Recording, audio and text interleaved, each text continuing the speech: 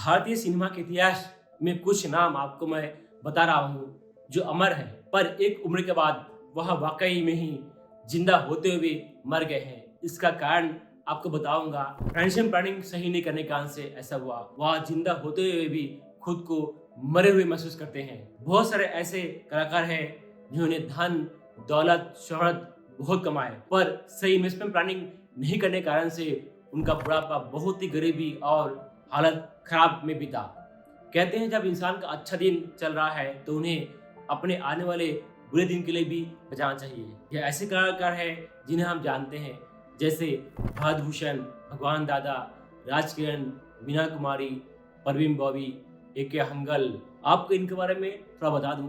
अमिताभ बच्चन ने अपने ब्लॉग में लिखा था, एक बार वह कहीं जा रहे थे तो उन्होंने भाद भूषण साहब को बस स्टॉप पर आम आदमी तरह खड़े देखा। एक सिंपल लाइफ जिए थे।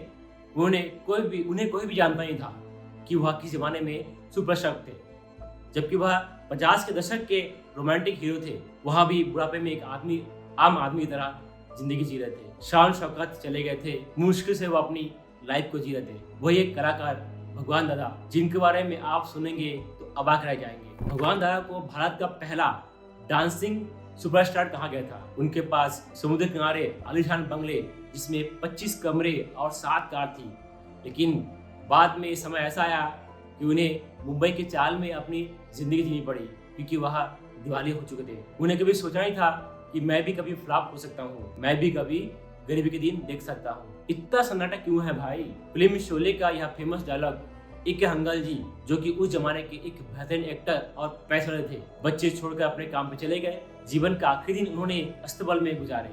तो दोस्तों, ऐसा बहुत सारे किस्से हैं चूंकि इन्हें हम जानते हैं, इनके बारे में हम बता रहे हैं। ऐसे बहुत सारे करोड़ लोग दुनिया में हैं जिनको आप जानते नहीं हो, पर वो बुढ़ापे में अपने बेसिक नीड के लिए भी तरस रहे हैं। आपके साथ भी ऐसा ना हो, इसलिए एक सही रिटायरमेंट प्लानिंग करना जरूरी है।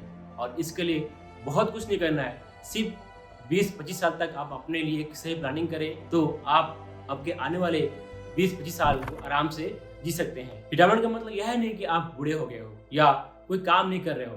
रिटायरमेंट का मतलब आप अपने एक बेसिक नीड के लिए दौड़ने की जरूरत ना पड़े।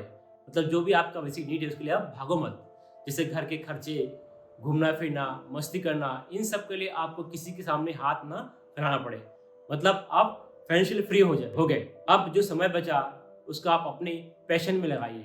हो सकता है इससे इनकम कम हो या ना हो, परंतु आपको करना अच्छा लगता है, क्योंकि बैठने से क्या होगा, कुछ ना कुछ तो करना चाहिए ना। मैं यह नहीं कहूँगा कि आप 30 साल में ही रिटायर हो जाओ, मतलब अपने 20 साल से कमाना शुरू किया और 30 में रिटायर हो गए, ऐसे नॉर्मली संभव नहीं है। 20 साल का बच्चा पहले एंजॉय करेगा, फिर सेविंग का सोचेगा।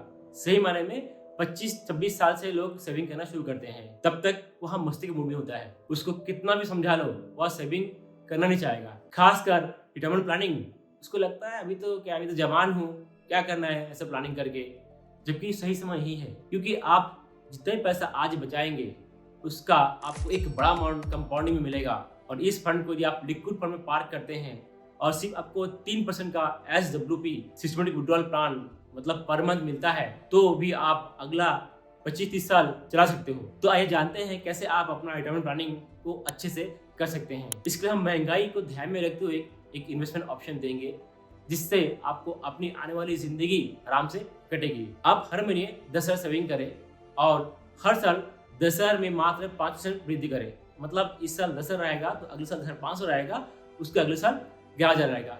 इस प्रकार से आप अगले 20 साल तक इन्वेस्टमेंट प्लानिंग कर लेते हैं तो 20 साल बाद, चाहे उस समय 45 को हो, 50 को या 60 को हो, आप अगला 25-30 साल बढ़िया से जी जाओगे। आपको अपने बेसिक नीड के लिए किसी का आगे हाथ फैलाने की जरूरत नहीं है। अगर आप कहते हो कि आप 10 रुपये प्रति माह नहीं सेविंग कर सकते हो, तो आप 5 रुपये प्रति माह सेविंग करो और उसको हर साल 5% से बढ़ाओ। मतलब इस साल 5,000 रहेगा, अगले साल 5,500 रहेगा, फिर 6,000 रहेगा। इस प्रकार आप अगला 20 साल तक प्लानिंग करो।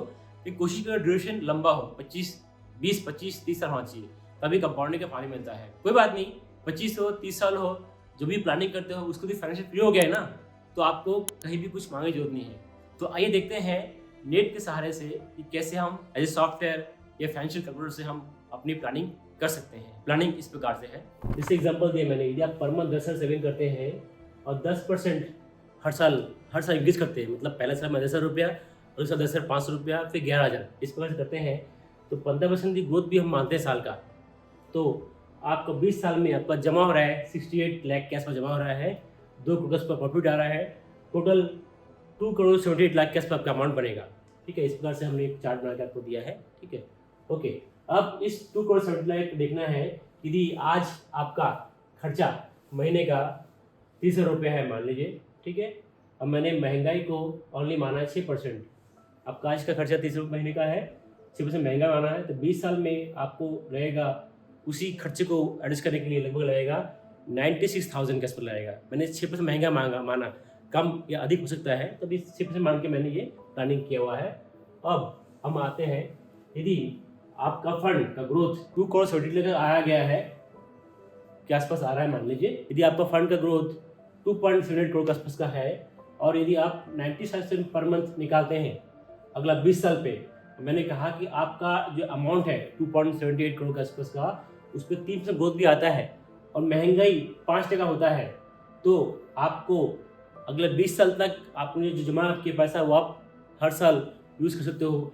हर महीना 96,000 भी आप यूज़ कर सकते हो, तो भी आपके पास लगभग जो बचेगा वो बचेगा लगभग 6,22,000 बच जाएगा 20 साल के बाद भी। इस प्रकार आप देख सकते हैं, मैंने कैलकुलेट किया हुआ है। ये देखिए मार्च महीना चल रहा है, आप इसी महीने से इतना निकालते हो पैसा, 2.78 में से विड्रॉल भी दिया मैंने, महंगाई भी काउंट किया हुआ है, और ये हर साल का बैलेंस बचेगा। फिर मार्च के बाद फिर अप्रैल में ऐसे हर साल पैसा मिलता रहेगा। और महंगाई भी आपका आने टाइम देखिए, महंगाई मैंने 5 माना है ना, तो आपको महंगाई बढ़ के पैसा ही मिल रहा है। 96,000 था फर्स्ट ईयर में, फिर महंगाई बढ़ा 5 जगह से, तो आपको 1 लाख रुपये अमाउंट मिल रहा है। इस प्रकार से हर साल मैंने पैसे को बढ़ा के विड्रॉल किया हुआ है, ताकि आपको महंगाई का दिक्कत ना आए। ये देखिए हर साल और हर महीना देखिए बढ़ते क्रम में आ रहा है। फिर 1,11,000 कहाँ पर 96,000 था, अब 1,11,000 आपको मिल रहा है। हर साल बढ़ते क्रम में पैसा मिल रहा है, और जो आपको पैसा बचा है ग्रोथ, उससे भी आपको ग्रोथ मिलके बढ़ रहा है।